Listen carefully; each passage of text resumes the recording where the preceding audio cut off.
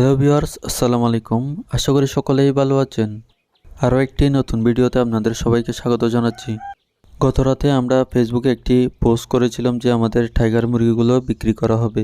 মুরগিগুলো বিক্রি করার পেছনে আমাদের অনেক কারণ রয়েছে।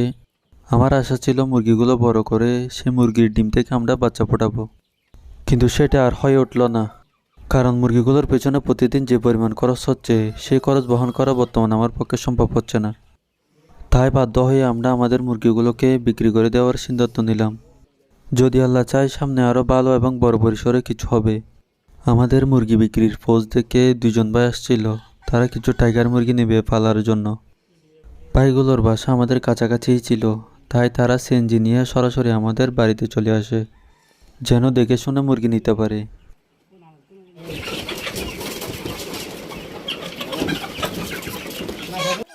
ভাইগুলো তাদের পছন্দ মতো যে মুরগিগুলো দেখিয়ে দিচ্ছিল, আমি তাদেরকে সেটাই দেওয়ার চেষ্টা করছিলাম।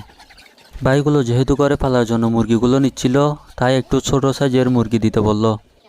ভাইরা বেছে বেছে 10 পিস মুরগি নেই, 3 পিস মোরগ আর 7 পিস মুরগি। মুরগিগুলো নেওয়ার সুবিধার্থে ভালোভাবে পাগুলো বেঁধে নেই। এরপর মুরগিগুলোকে স্কেলে ওজন করে নিই।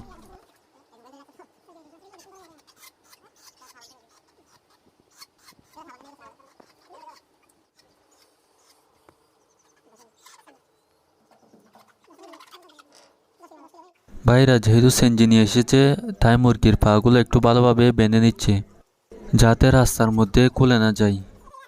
ভাইদের 10 পিস মুরগির ওজন 10 কেজি হয়েছিল, আর মুরগির দাম অনুযায়ী হিসাব করে ভাইরা আমাকে টাকাগুলো বুঝিয়ে দেয়। আমিও টাকাগুলো গুনে নিচ্ছিলাম। এরপর ভাইরা আমাদের নিচে যে খাঁচাগুলো রয়েছে সেগুলো দেখতে আসলো, আর খাঁচায় থাকা আমাদের যে শৌখিন মুরগিগুলো রয়েছে সেগুলো দেখলো।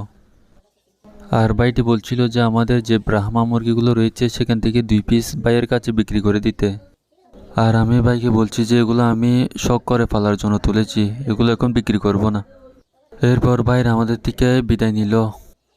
আপনারা দোয়া করবেন যাতে আগামীতে আরও বড় পরিসরে কিছু করতে পারি।